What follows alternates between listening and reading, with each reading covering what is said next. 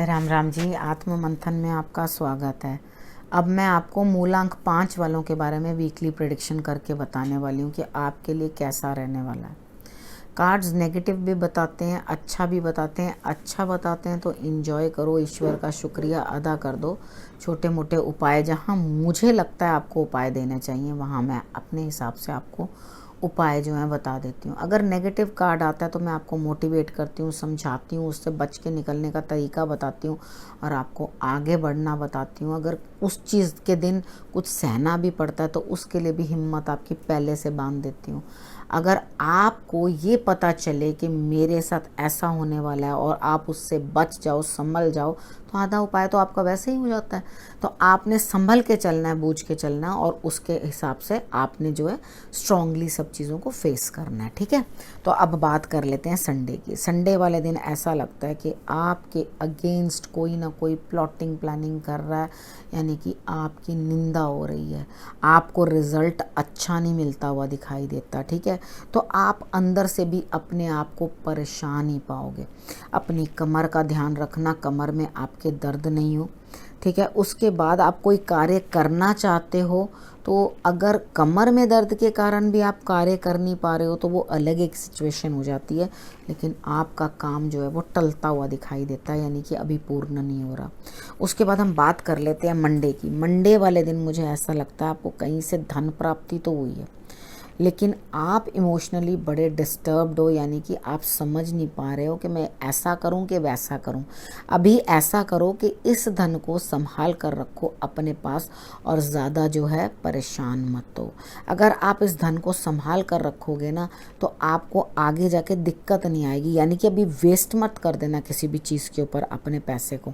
उसके बाद आपका मन जो है तुरंत ही कह रहा है यहाँ से मिल तो गए, मैं इसको यहाँ पे कर दूँ, वो कर दूँ, इसको दे देता हूँ, ऐसे कर देता हूँ, यानी कि भाव विभोर होकर बहुत अधिक करने की कोशिश करोगे।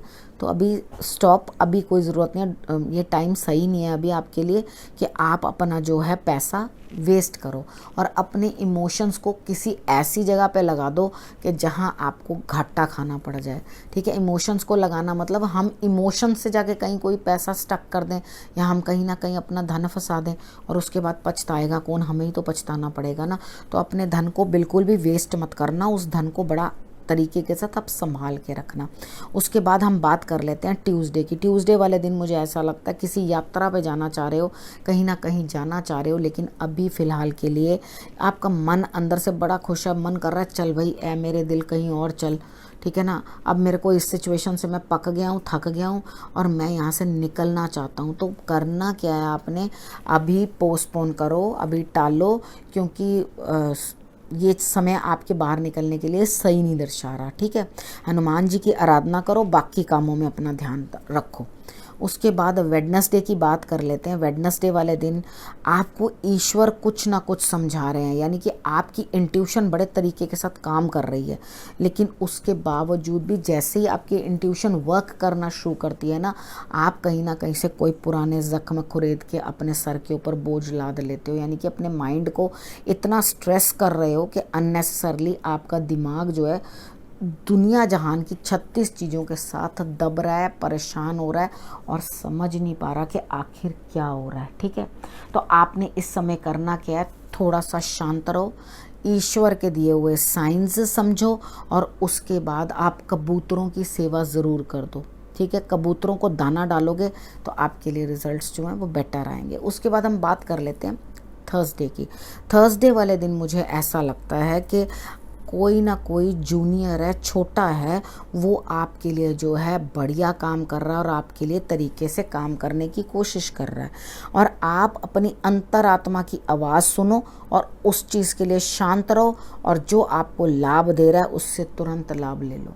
ठीक है, बिल्कुल रुकना नहीं है इस चीज़ के अंदर। यहाँ जो भी जूनियर आपको लाभ देने की कोशिश कर रहा है वो आपके अंडर काम करने वाले हो सकते हैं, आपके फ्रेंड्स हो सकते हैं, आपके नेबर्स हो सकते हैं और आपके बच्चे हो सकते हैं। ठीक है, वो कोई भी इस तरह का इंसान जो आपके लिए मदद करने के लिए आगे आ रहा है, तो टेक द हेल्प, कोई दिक्कत नहीं है हेल्प लेने में। उसके बाद अब हम बात कर लेते हैं फ्राइडे की। लेकिन आप थर्सडे वाले दिन अपने गुरु को प्रणाम कर लेना और शंकर जी को जल जरूर चढ़ा देना, शंकर भगवान को। अगर आप इतना ही कर लेंगे तो भी बहुत होगा। अगर इनमें से कुछ भी ना कर सके तो आप नंदी को ज़रूर कुछ ना कुछ खिला देना, यानी कि गाय को या सांड को, ठीक है ना, उनको ज़रूर कुछ ना कुछ आप खिला देना, रिजल्ट्स बेटर रहेंगे। उसके बाद हम बात कर लेते हैं फ्राइडे की। फ्राइडे वाले दिन मुझे ऐसा लगता है कहीं ना कहीं से आपको धन प्राप्ति होती हुई या लाभ प्राप्त होता हुआ दिखाई दे रहा है। आप किसी कार्य में करें, बच्चे अब धन तो नहीं प्राप्त करते ना, बच्चे जो स्टूडेंट होते हैं, पढ़ रहे हैं, अब उनके लिए उनका धन तो विद्या ही है, ठीक है। उनके लिए सरस्वती माँ की पूजा ही वो है, उनको नॉलेज गेन होगी, यानी कि आपको लाभ मिलता हुआ दिन दिखाई देता है। लेकिन दिन साधारण रहेगा, कोई खास बहुत इम्पोर्टेंट आप काम नहीं करने वाले हो, नॉर्मल आपका दिन रहने वाला है, बट काम करते रहोगे, बैठोगे नहीं, ठीक है। उसके बाद आपने करना क्या है, आपने विष्णु जी की या कृष्ण भगवान की आराधना फ्राइडे वाले दिन ज़रूर कर लेनी है, ठीक है। उसके बाद हम बात करते हैं सैटरडे की। सैटरडे वाले दिन मुझे ऐसा लगता है आपके पास कुछ करना चाह रहे हैं, आप कोई काम करना चाह रहे हैं, अब आपको सब चीज़ अवेलेबल है लेकिन आइडिया नहीं आ रहा, यानी कि आपको ये नहीं समझ में आ रहा कि आप किस रिलेटेड या किस काम को आप करो जो आपको लाभ हो। लेकिन मेरी आपको ये सलाह है कि अभी लाभ की चिंता मत करना, क्योंकि लाभ होने वाला नहीं है।